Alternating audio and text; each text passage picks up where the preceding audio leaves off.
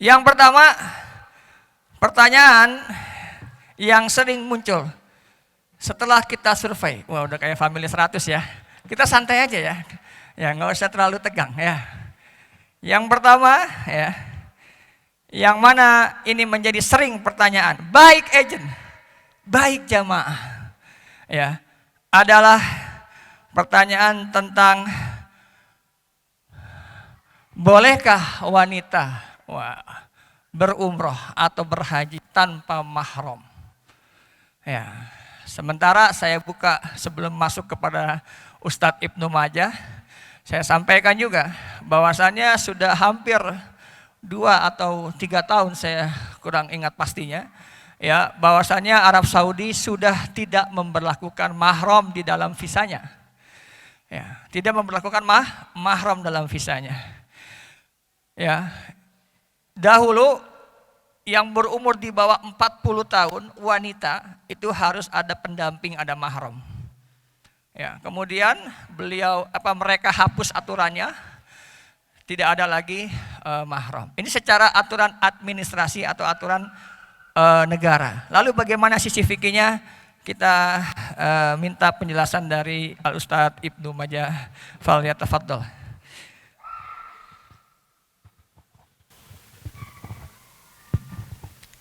Baik. Bismillahirrahmanirrahim. Assalamualaikum warahmatullahi wabarakatuh. Alhamdulillah. Alhamdulillahilladzi hadana lihada wa ma kunna linahtadiya laula an hadanallah.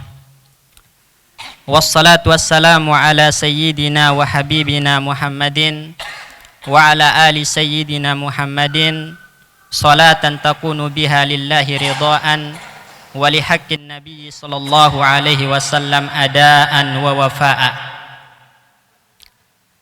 Allahumma ja'al ijtima'ana ijtima'an marhuma, ijtima'an mubarakan, ya'ti ba'dahu khairan kathiran la yanqadi. Rabbana 'allimna ma yanfa'una wanfa'na bima 'allamtana wa zidna ilma. Rabbi shrah li sadri wa yassir li amri wahlul 'uqdatam min lisani yafqahu qawli.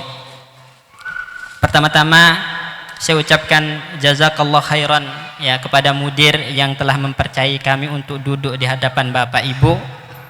Kemudian yang kedua kami ucapkan juga ahlan wa sahlan wa marhaban bikum kepada Bapak Ibu mitra atau agen Proin. Ya, kita sama-sama mitra, kita sama-sama agen. Alhamdulillah pada pagi hari ini Allah berikan kesempatan kepada kita untuk bertatap muka ya. Kalau bahasanya orang Arab itu naltaki wajhan biwajhin ainan biainin katanya. Ya. Tentu dengan tujuan untuk menguatkan ukhuwah Islamiyah kita, menguatkan solidaritas kita. Makanya hashtagnya menguatkan ukhuwah bersama Kota Mekah insyaallah. Amin ya rabbal alamin. Insyaallah tadi tema atau pertanyaan yang kita bahas itu apa hukum seorang muslimah safar baik untuk umroh ataupun haji tanpa mahram. Dalam perspektif fikih Islami itu gimana sih hukumnya? Ini pertanyaan seringkali ditanyakan oleh setiap yang mau berangkat haji atau umroh. Bahkan tak jarang pertanyaan semacam ini menjadi barometer orang berada di atas sunnah atau berada di atas manhaj yang hak. Apakah umroh tanpa mahram itu sesuatu yang disepakati kedudukannya dalam fikih Islami atau sesuatu yang masih mukhtalaf fihi, sesuatu yang diperselisihkan, masalah ijtihadiyah yang harus membuat kita itu memiliki toleransi atau tasammuh, ya, tidak mudah untuk menyalah-nyalahkan orang lain. Semoga dengan pembahasan yang kita sampaikan ini lebih membuat kita bijak dalam bersikap, lebih dewasa dalam bersikap, ya, karena para ulama mengatakan kullama zdada ilmul mar'i qalla inkaruhu. Semakin bertambah ilmu seseorang, semakin bertambah wawasan seseorang, maka semakin sedikit ya menyalah-nyalahkan dan mengingkari orang lain. Kenapa? Karena almar'u aduun lima jahil. Seseorang itu akan menjadi musuh untuk sesuatu yang dia tidak ketahui. Dia akan benci kepada sesuatu yang dia tidak ilmui. Ya, makanya Ummul Mukminin Aisyah radhiyallahu anha, ya, ketika beliau menyuruh ya untuk mensolatkan jenazah sahabat Sa'ad di masjid, muncul bisik-bisikan di belakang. Di belakang ada yang enggak setuju. Maka Ummul Mukminin mengatakan, ma asra'an nas ila an yaibu ma la ilma lahum bihi. Sungguh cepat orang-orang itu mencela sesuatu yang dia tidak memiliki ilmu tentangnya. Padahal Nabi pernah mensolati jenazah dalam masjid. Gitu. Nah, oleh karena itu dengan adanya tambahan wawasan, ilmu, semoga bisa membuat kita lebih bijak dalam bersikap, ya. Baik, ya. Terkait masalah umrah tanpa mahram atau safar tanpa mahram, ini harus kita perinci.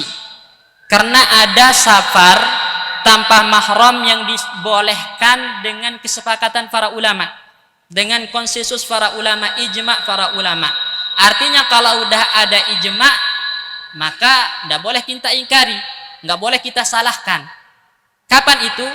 Ketika safar dari negeri kafir menuju negeri Islam, hijrah maksudnya, dari negeri kafir menuju negeri Islam untuk menyelamatkan agamanya, untuk menyelamatkan imannya, maka sepakat para ulama itu boleh walaupun tanpa mahram. Dan ijma ini dinukilkan oleh Ibnu Muflih, ya, dalam kitabnya. Beliau mengatakan, amma safarul hijrati min daril harbi ila daril islami fattafaqal ulama'u ala wujubihi wa in lam yakun ma'aha ahadun min maharimiha. Adapun hijrah, safar meninggalkan negeri kafir menuju negeri Islam, itu sepakat para ulama wajib hukumnya walaupun tidak disertai oleh mahram wanita tersebut. Ini kondisi yang pertama, yang ada ijma'nya, yang disepakati kebolehannya. Sekarang kita akan membahas yang diperselisihkan, ya, tentang kebolehannya. Berarti ini masalah khilafiyah ijtihadiyah jatuhnya, yaitu safar untuk melakukan ibadah yang wajib seperti umrah yang wajib, haji yang wajib bagi seorang wanita, bolehkah tanpa mahram? Maka ada perselisihan pendapat di kalangan para ulama. Pendapat yang pertama itu adalah pendapatnya Hanabilah dan Hanafiyah, pendapatnya Imam Ahmad, pendapatnya Abu Hanifah. Syarat wajibnya umrah, syarat wajibnya haji bagi wanita adalah harus ada mahramnya. Jadi kalau nggak ada mahram, kata dua mazhab ini nggak wajib berarti. Karena syarat wajibnya harus ada mahram. Dan itu didasarkan pada hadis Nabi Shallallahu Alaihi Wasallam riwayat Imam Muslim, la yahillu li imra'atin tu'minu billahi wal yawmil akhir tusafiru masirata salasi layalin illa wa ma'ahadhu mahramin. Tidak halal bagi seorang wanita yang beriman kepada Allah dan hari kiamat melakukan perjalanan selama 3 malam, ya, yang jaraknya 3 malam, ya, kecuali disertai oleh mahramnya. Jadi mereka, ya, Hanabilah dan Hanafiyah berdalil dengan hadis ini, zahir hadis ini menunjukkan bahwasannya mahram itu adalah syarat yang harus wajib dilakukan bagi orang-orang yang melakukan safar dari kalangan muslimah, entah itu mau haji, mau umrah atau yang lainnya.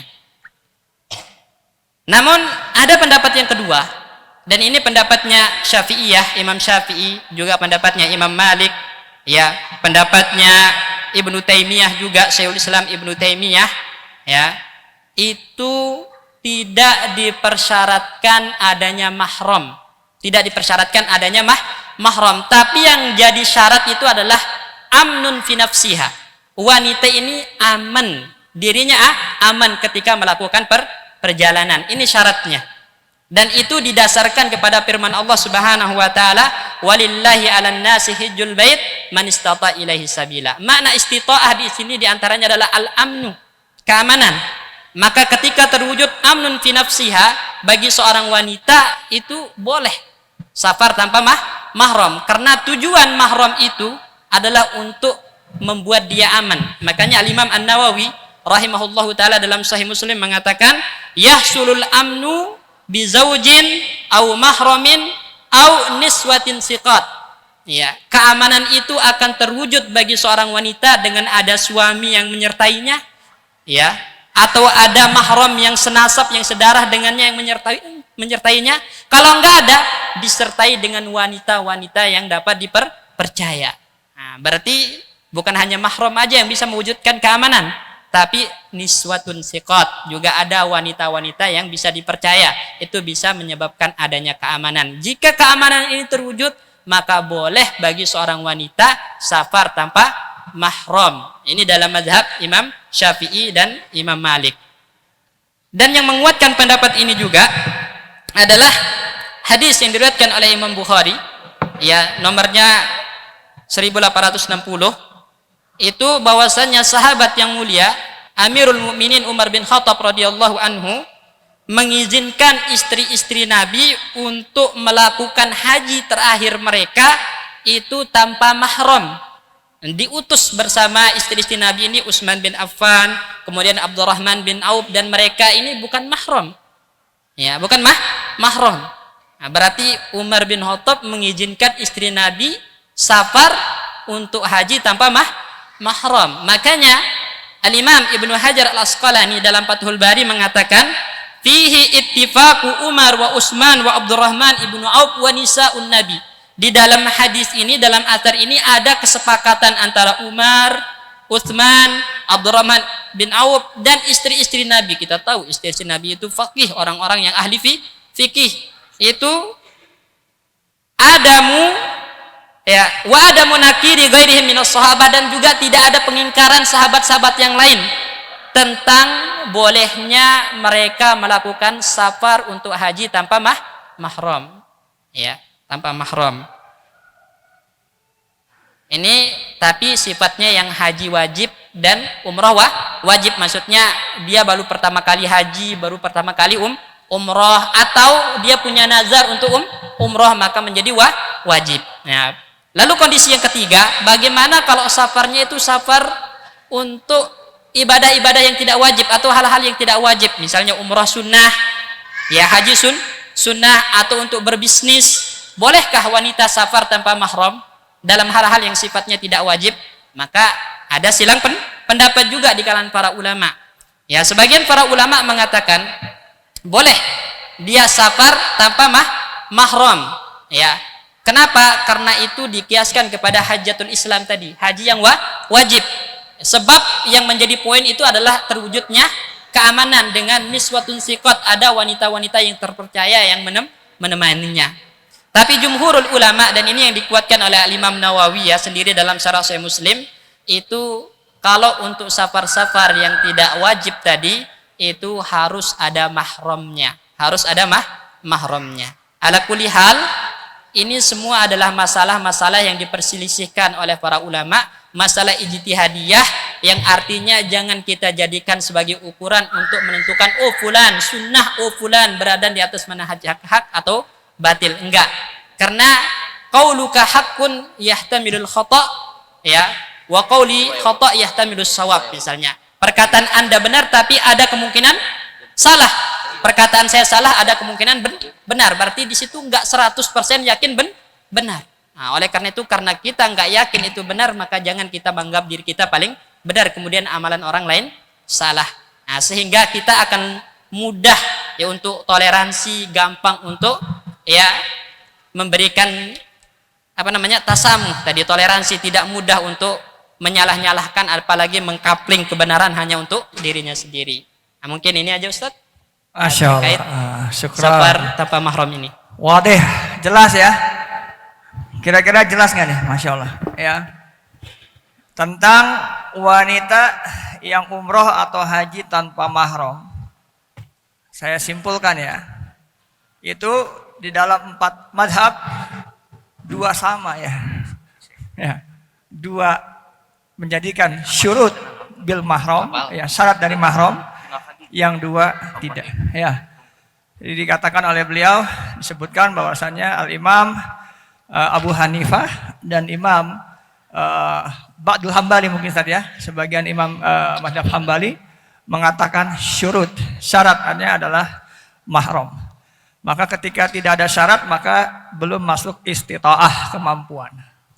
Lalu yang kedua, bahwasanya yang dua imam lagi, Imam Malik dan Imam Asy-Syafi'i mengatakan syarat mahram bisa digantikan dengan wanita yang thiqah, yang amanah, ya, kemudian makmunah, yang aman juga. Nah, maka dengan demikian, ya, ini yang bicara bukan Syafi'i wala tetangga sebelah, Nawawi Syafi'i sebelah atau Hanifah sebelah, ya. Ini yang bicara 4 imam. Ya, 4 imam kedudukannya mujtahid mutlak, diakui oleh dunia, ya, berabad-abad lamanya. Maka saya kalau sebagai pimpinan di sini ditanya, ya, gimana antum putuskan proin? Boleh tidak atau tidak boleh? Maka kira-kira saya menjawab dengan jawaban apa ini? Ya, saya jawab dengan jawaban apa? Ya. Nah, tentu saya berat kalau harus memilih yang dua, meninggalkan yang dua. Ya, saya tentu berat. Pertanggungjawaban saya bukan hanya di dunia sebagai pimpinan, ya. Tentu saya harus bertanggung jawab atas keputusan saya. Ketika misalnya saya memilih, oh, harus tanpa mahram, maka orang-orang yang mau umroh tidak ada mahram, saya larang mereka untuk berangkat. Gimana kalau ternyata yang benar adalah Al-Imam Asy-Syafi'i wal Imam Malik? Ya. Kalau jadi maka saya, ya, kalau bisa dikatakan, izinkan saya sebagaimana An-Nabi kita SAW ketika dalam hadis tentang Bani Quraidah, ya, itu di akhir hadisnya itu ada sikap Nabi yang Masya Allah, saya ingin mengikutinya. Ketika fadzukira dzalika lin Nabi SAW, apa yang dikatakan Nabi? Ketika dua permasalahan yang bersahabat berselisih, Nabi menjawab, beliau apa sikapnya? Walam yu'annif wahidan minhuma. Walam yu'annif wahidan minhuma. Tidak menyalahkan keduanya, membiarkannya. Maka sikap itu yang saya ambil. Saya biarkan keduanya. Yang ingin para para jamaah harus tanpa mahram, silakan. Kita tidak melarangnya. Silakan carikan mahramnya. Ya, alhamdulillah. Tadinya 1 jadi 2 malahan. Ya, betul nggak? Ya, kalau tanpa mahram kan sendiri. Ada mahram jadi 2. Alhamdulillah, nambah, ya. Nah, yang tidak tanpa mahram, silakan.